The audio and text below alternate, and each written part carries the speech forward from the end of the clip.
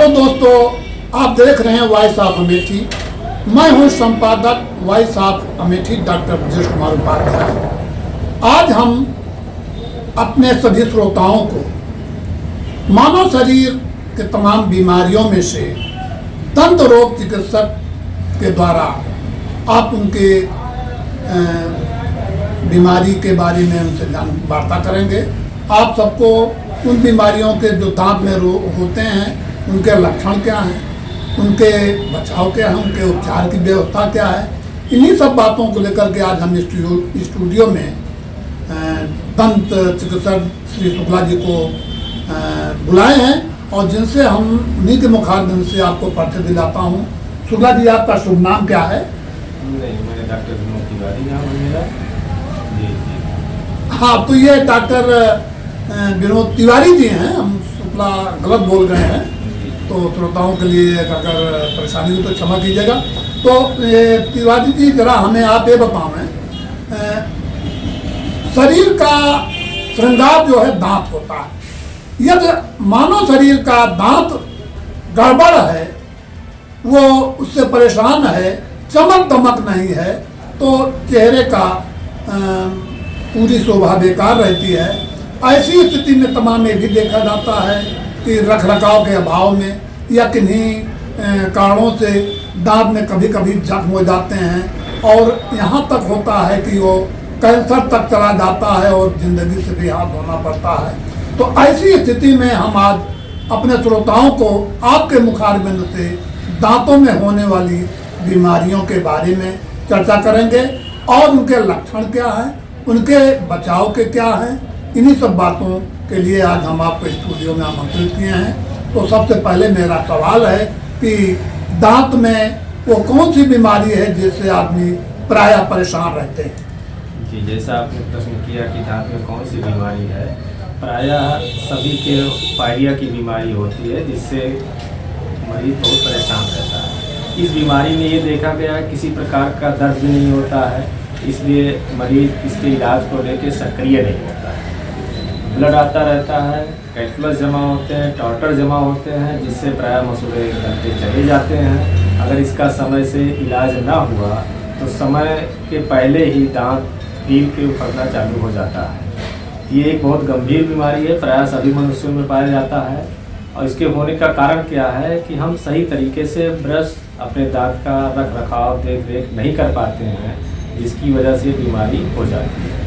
जी, तो देखा आप लोगों ने कि डॉक्टर साहब ने बताया कि आपके शरीर में दांत से संबंधित सबसे बड़ी बीमारी पायरिया है, जिससे जो है दांत की जिंदगी बेकार हो जाती है और एक बड़ा भयंकर रोग आपके शरीर में हो जाता है, जिसको लेकर आप आजीवन भटकते रहते हैं, डॉक्टर और दवाखाना का चक्कर लगाते रहते हैं। उसके लिए क्या करना चाहिए ये आपको डॉक्टर साहब ने बताया भी।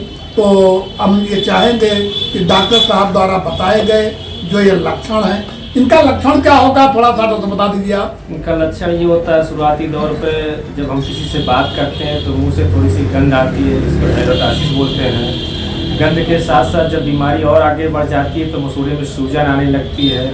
हम दांत को चूसें या ब्रश करें तो हल्का सा ब्लड आ जाता है, वो खराब ब्लड होता है।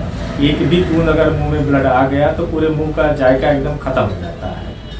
और ये जब खाना पीना खाते हैं तो दांत पे आप देखें हो प्रायः तो एक चावल की माड़ी जैसा लगा होता है, इसको कैल्कुलस स्टेज बोलते हैं। जब ये धीरे धीरे हार्ड हो जाता है तो टाटर पत्थर में जमा जाता है, जिसको गांव की भाषा में कहते हैं हमारे दांत से चैली रेनुमा निकल रहा है कुछ।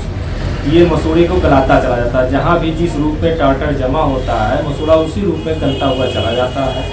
दांत की पकड़ मसूड़े से और हड्डी से होती है।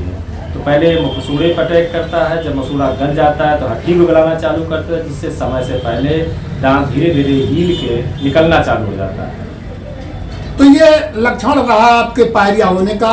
अब हम डॉक्टर साहब से अगला सवाल करते हैं कि इनके बचाव और इनके उपचार की क्या विधा व्यवस्था आपके एलोपैथ में है?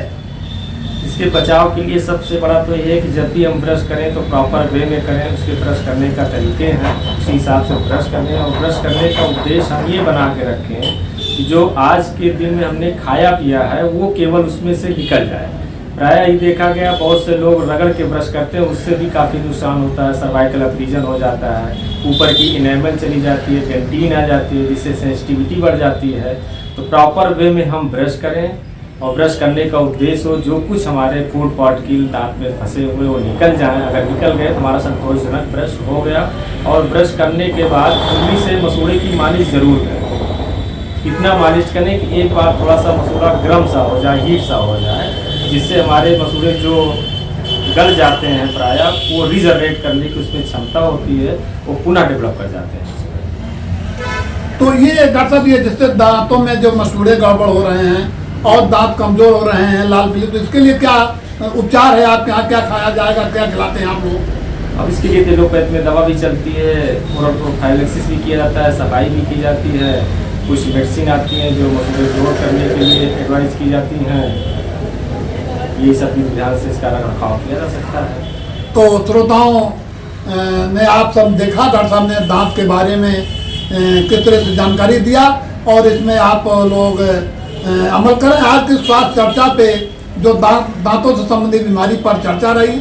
अब अगला कार्यक्रम अगले सप्ताह फिर हम आपको हाजिर होंगे स्वास्थ्य चर्चा के तहत। नए रोग और रोगियों के उपचार कैसे किए जाएंगे इस संबंध में डॉक्टर साहब को, अगले डॉक्टर को बुलाएंगे। इन्हीं शब्दों के साथ हम आज अपना एक कार्यक्रम समाप्त करते हैं। जय हिंद।